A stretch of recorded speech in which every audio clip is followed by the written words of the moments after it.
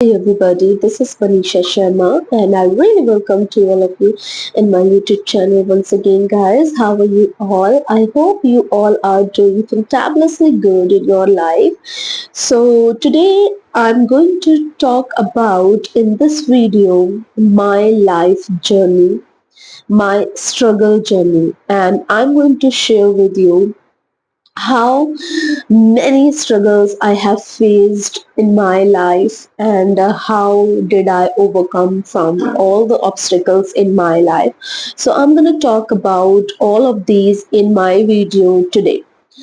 सो ये जो वीडियो है वो हिंदी में होने वाला है ताकि मैं अपने जज्बातों को अपनी फीलिंग्स को आप सबके सामने एक बहुत ही अच्छे तरीके से पेश कर सकूं, बता सकूं, कनेक्ट हो सके आप लोग मुझसे क्योंकि जब भी हम लोग अपनी मातृभाषा में बात करते हैं तो हम जज्बातों के साथ, इमोशंस के साथ और ये सारी चीजों के साथ बता भी पाते हैं और सामने वाला बंदा हमसे कनेक्ट भी कर पाता है। तो I am thinking like that so and is the because I am making this video because I really want to inspire somebody who is sitting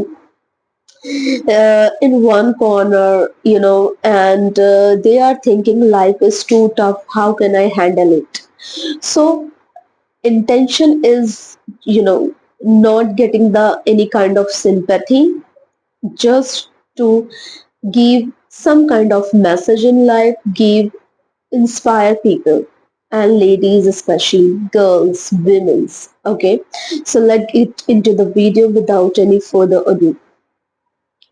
So बात करते हैं बिल्कुल बचपन से। जब मैं छोटी थी तो मेरे आसपास का जो माहौल था वो बहुत ही टॉक्सिक था because my parents were not good terms with each other.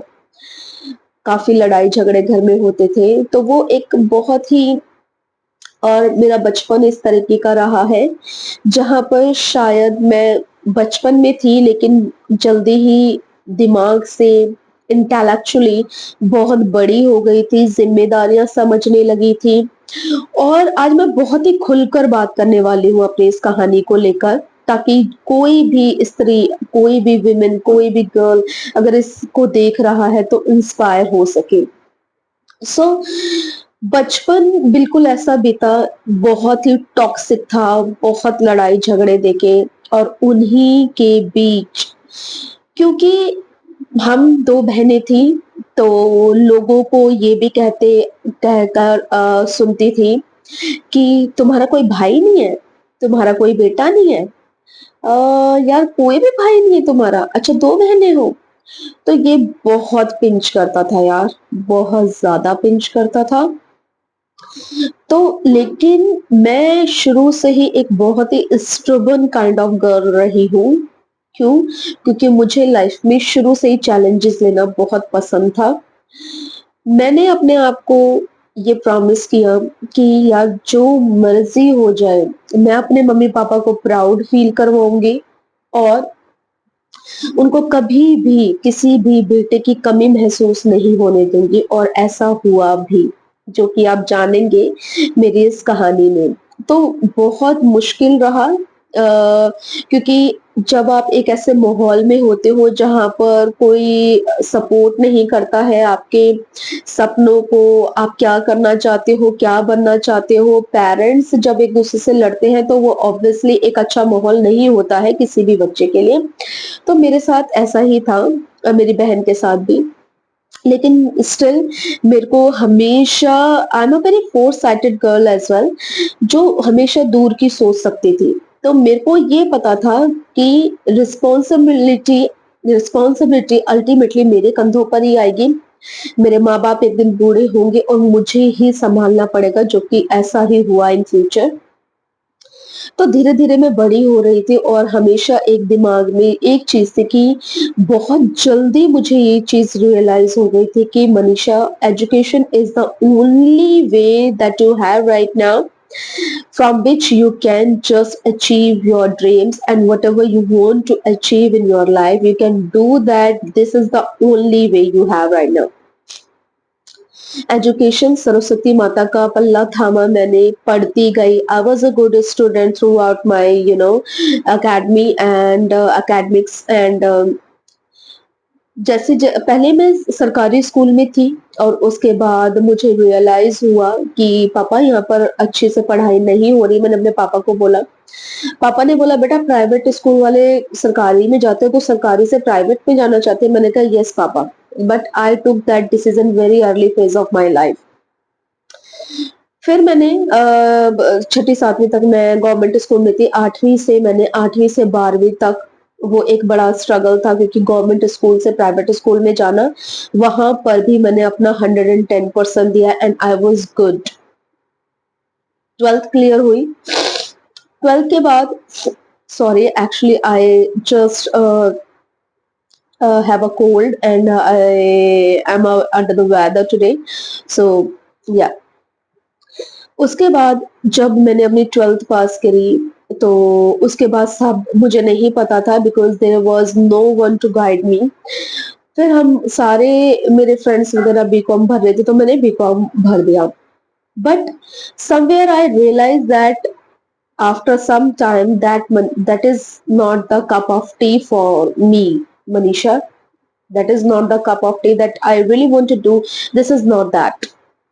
सो उसके बाद मैंने 1 साल ड्रॉप कर दिया। मुझे कोई आइडिया नहीं था कि मुझे लाइफ में क्या करना है, बिकॉज मैं करना बहुत कुछ चाहती थी, बहुत ही ज्यादा कुछ चाहती थी, लेकिन मैं उन सारी चीजों को लेकर के मैं कैसे करूंगी, क्या करूं क्या नहीं करूं, घर का माहौल ऐसा है, फाइनेंशियली सपोर्ट करना है पापा मम्मी को, and at that time was there some financial issues were there also. So ये सब चल रहा था एंड मैं रात में उठ उठ कर रोती थी, बिकॉज मैं बहुत कुछ करना चाहती थी लेकिन मुझे कोई रास्ता नहीं मिल रहा था। वो बहुत मुश्किल फेज था यार, सीरियसली। ठीक है। एंड उसके बाद मुझे एक सर मिले, जिनका मैं नाम लेना चाहूंगी, प्रशांत सर, जिन्होंने मुझे जब मैं उनके इंस्टीट्यूट पहुंची तो किसी के रेफरेंस से गई थी मैं वहां पर।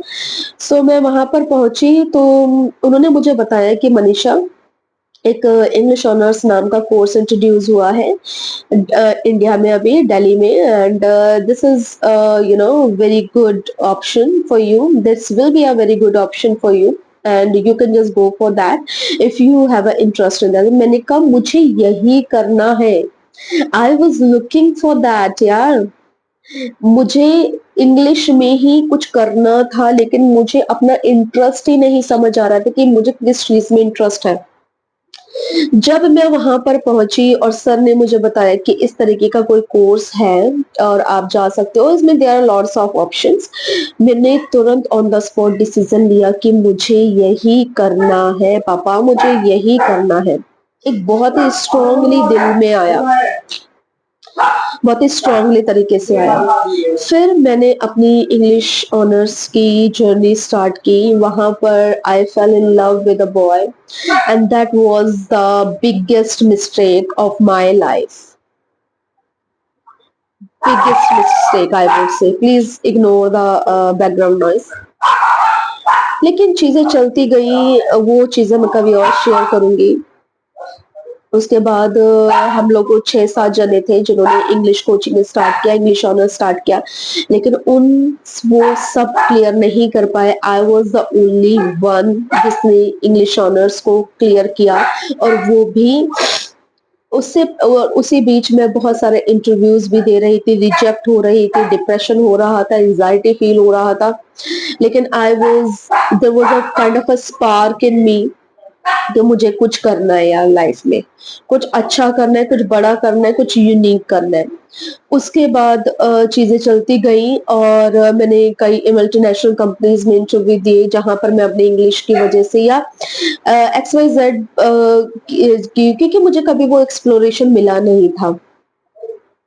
बहुत ही बंद दिमाग की लड़की थी, बहुत ही इनोसेंट, बहुत ही ये कहते हैं ना, बहुत सीधी साधी तरह की, बहुत ही सीधी। तो उसके बाद मुझे फाइनली मेरे पापा के रेफरेंस से एक एयरपोर्ट में एविएशन सेक्टर में जॉब करने का मौका मिला। एंड मैं वहाँ गई जब मेरी दुनिया ही चेंज हो गई थी यार।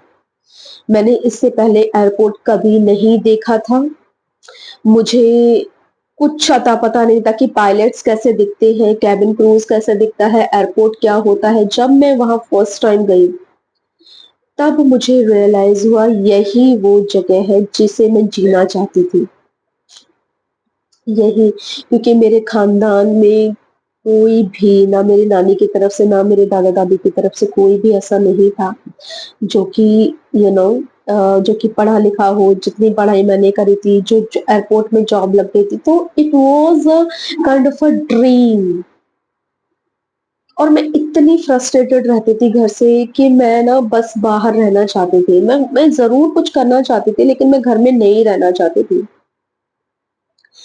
उसके बाद मुझे वहाँ पर जॉब मिली, और जॉब जब मैं करती थी, क्योंकि मैं बहुत ही एक बिल्कुल डम्ब लड़की थी यार। मैं ऑनेस्टली बता रही हूँ, मेरा दिमाग इतना बंद था उन सब चीज़ों को सोच-सोच कर कि मुझे अच्छा एक अपॉर्च्युनिटी मिलते हुए भी मैं बहुत सारी गलतियाँ करती थी। जब मैं एयरपोर्ट में पहली बार गई, बिज़नेस क्लास पैसेंजर होते थे, मैं उस समय भी इंग्लिश बोलती थी, तो I was selected for the international airline, and that was the biggest achievement for me that time. तो मुझे बड़ी खुशी हुई, प्राउड भी हुआ अपने आप पर, मुझे कहा मुझे अब ये करना है। उसके बाद एयरपोर्ट की जो जर्नी रही मेरी ऑलमोस्ट 10 साल की, बहुत रोई मैं, बहुत कुछ सीखा, बहुत स्ट्रगल किया, बहुत डाँट खाई अपने सीनियर से, और फिर एप्रिसिएशन लेटर भी लिए, प्रमोशन भी लिए। वो बहुत लंबी जर्नी थी। वहाँ पर मैंने अपनी एक जगह बनाई। वो बहुत लंबी जर्नी है यार वो, किसी दिन मैं आपसे शेयर करूँगी। तो फाइनली मैंने वो सब किया, और उसके बाद अपने पेरेंट्स को फाइनली सपोर्ट करती रही, और एक टाइम पे ऐसा हुआ कि पूरी की पूरी रिस्पॉन्सिबिलिटी मेरे कंधों पर आ गई। पापा बीमार हो गए, बहुत ज़्यादा बीमार हो गए। दीदी अपना ससुराल छोड़कर 2 बच्चों को लेकर घर पर आ गई, and I was the only one, who is earning that time, and I was running my house. All the ration, all the, you know, electricity bill, and each and everything I was paying. सो वो एक बहुत ही ज़्यादा responsibility बात रही, और मैंने ना hope ही छोड़ दी थी कि यार मेरी भी खुद की कभी अपनी एक दुनिया होगी, मेरी भी शादी होगी, मेरी भी फैमिली होगी।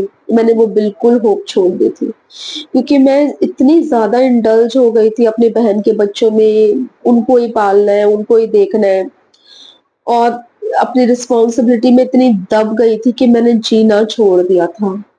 मैं किसी से बात नहीं करती थी, और मैं अभी भी किसी से बात नहीं करती हूँ। मतलब मैं शुरू से एक ऐसी लड़की रही हूँ जो हमेशा ज़िम्मेदारियों के बोझ तले दबी रही, और शायद भगवान ने मुझे ज़िम्मेदारियाँ दी, क्योंकि शायद मेरे अंदर पोटेंशियल था उनको निभाने का। उसके बाद ज़िंदगी ने एक टर्न लिया। मेरी ज़िंदगी में खुशियाँ बहुत सालों बाद आईं। वो, अगर मैं आपसे शेयर, आपको अगर मेरा ये वाला अच्छा लगा, ठीक है? तो प्लीज़ पार्ट 2 के लिए मुझे प्लीज़ बताइए, जिसमें मैं अपनी आपके साथ एक अपनी शादीशुदा ज़िंदगी में भी बहुत सारे ऑब्स्टेकल्स आए, वो सब शेयर करूँगी। अगर आपको ये थोड़ा-सा भी इंस्पायरिंग लगा होगा, there is a long journey, मैं आपको बताऊँगी, लेकिन पार्ट 2 भी कंटिन्यूड करती हूँ मैं यहाँ पर। अगर आपको पार्ट 2 चाहिए इस जर्नी का, तो please comment me in the section below, and I will let you each and everything with you. Okay? Thank you so much, guys. Bye bye.